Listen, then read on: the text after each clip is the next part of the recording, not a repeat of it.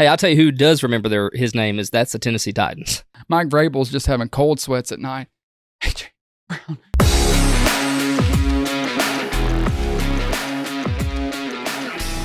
The Philadelphia Eagles. Las Vegas has them over and under 11.5 wins. Obviously, they made the Super Bowl last year. They're looking to make it back. 11.5 wins. Ryan, I am cautiously taking the under. Yeah, I think you and I defer here because I actually have them over here.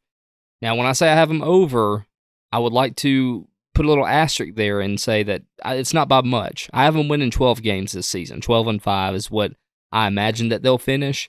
When you look at their record last year, they finished 14-3. Obviously made it to the Super Bowl. They did fantastic last year.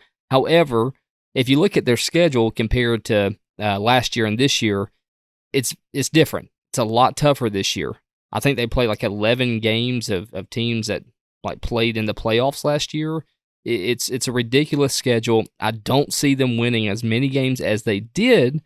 I'm not saying that this isn't still a winnable division for them, but I do think it's going to be a lot tougher, and there's other teams in this division that's going to be a lot tougher than they were last year as well. Oh. Me.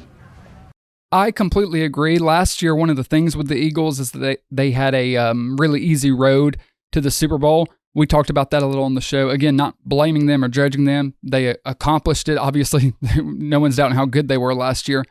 The schedule does get more difficult this season. That's not really the only reason I have them under. I'm with you. I have them under. I think they get to 11. If they get to 12, it doesn't shock me. But one of my really big concerns, I guess not a big concern, but I am worried about the fact that they lost both coordinators.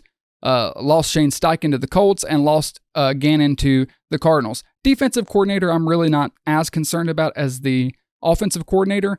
I'm just wondering if you subtract both of them, how big of a difference do we see? Is that offense going to be able to kind of take charge and run over everybody figuratively and literally as they did last year? Or are they going to kind of struggle a little bit out of the gate? Because with the schedule, as difficult as theirs, you're not going to have as much wiggle room to struggle as you may have last season. You're going to be facing a lot of good teams week by week by week.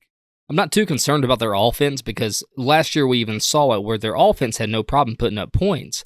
What happened was the defense had a problem keeping games that should be further away, keeping them that much distance between them, because the defense let teams catch up in the third and fourth quarters several times last year, and miraculously Jalen Hurts in this offense was able to overcome and win the games usually.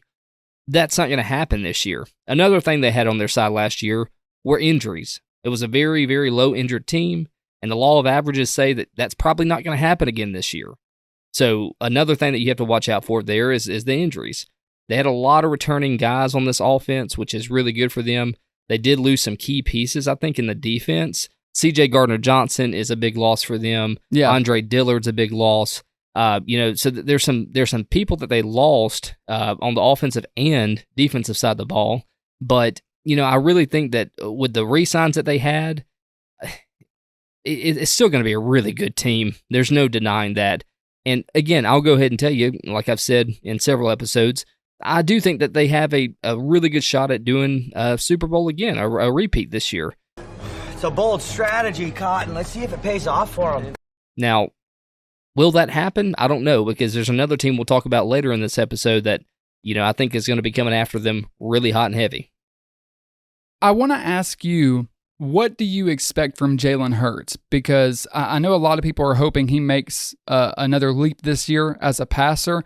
Yeah. Some people would be, I think, ecstatic if he just maintains his level. Do you think it was a one-off from Hurts? Do you think he's going to regress? Or do you think, no, that was just Jalen Hurts arriving onto the scene and he's going to be the same, if not better? I think that was years of dedication and practice and want to. I mean, all his life he's had, and there's been several mini documentaries about it, saying that, people's always told him that he wasn't the guy. He got taken out of the national championship and let Tua come in and win it for him.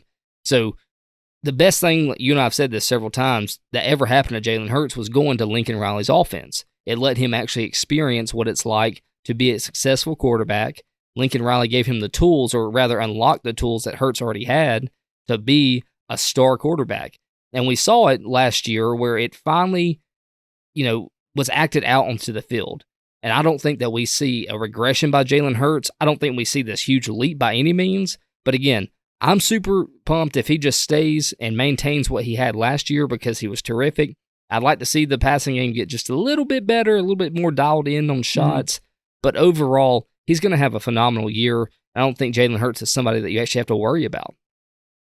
I agree, really. And mainly, this is a quality you kind of hear talked about and beaten to death. But it's the leadership skills. It's the intangibles. And quarterback more so than every other position in football, more so than probably every other position in sports.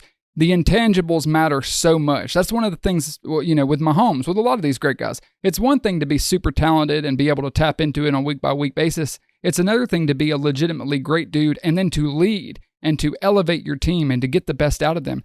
Jalen Hurts is arguably, the best leader in the NFL. I mean, I'd put him right there with Mahomes. I think even if he was to take some sort of a step back, and I'm not predicting that, but even if he did, I think the intangibles, I think the leadership is enough to carry them, to elevate them to whatever heights they wish to go to.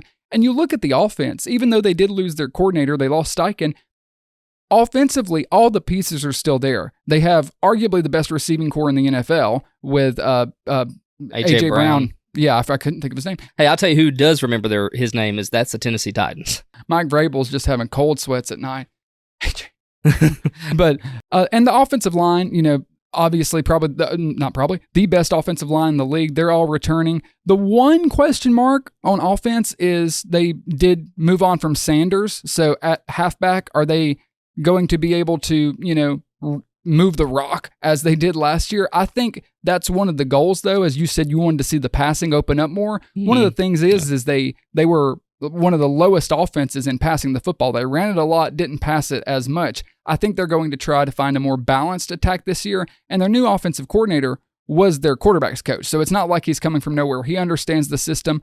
I think they're going to be fine. I think they're going to win that division. I do. I think they're going to win the division. But just as you said, looking at the schedule, I'm not taking the under as a knock to the Eagles. I'm just taking it as I think it's going to be hard to win a lot of these games.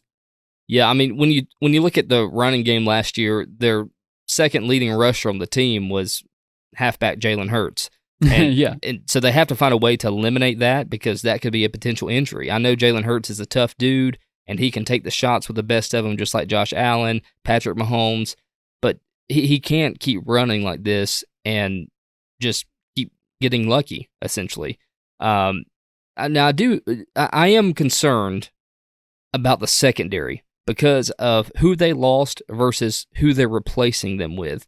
And like I mentioned, with safety, Gardner Johnson going out, Marcus Epps going out, that leaves a pretty big gap in this secondary. And I know you have Blankenship and you have Edmonds, but still, compared to the guys that they lost, I don't know if these guys are going to be Blankenship's going to be fine, but I don't know if they're going to have enough to replenish that secondary to make it as good as it was last year because they were phenomenal at taking away the ball. I agree. I mean, C.J. Gardner-Johnson was one of my favorite players to watch in the NFL last year, but he kind of burned himself. He was offered the extension from Philly. He said, no, I'm going to go get more money elsewhere. And then he got paid less going to Detroit. So it was actually a whiff on his part. Everything is going according to my plan. That's why you see everybody, it's like the players taking a gamble on themselves. This was after a big year. He took a gamble and he lost money by going to Detroit. So I think they are going to feel his absence for sure. But when you've got Bradbury and Maddox and Slay, I think those three will hold it down. I really like Bradbury too. They are starting, I think, like 4 or 5 new players on defense total this year. So they're going to give Nakobe Dean a bigger role. You're bringing in Jalen Carter. I'm really curious to see if the whole, let's just draft Georgia guys. I wonder if that pays off. You hope it sure does. It will. Yeah, I hope so. But that's, if there's any area of concern for the Philadelphia Eagles, that's it, right? It's the fact that the defense, who was so elite last year, is going to be a little bit different this year. You still got Reddick, but you lost Hargrave to the 49ers. Linebackers might be a little weaker, and as you said, you lost a key secondary piece, and you're starting some younger guys. So I think there's going to be a transitional period at defense, but if the offense can play to its level it did last year, or really even elevate, and just as long as you're not having to put too much on this defense's shoulders too early, then I think by the end of the season, they should be able to still be one of the best in the league.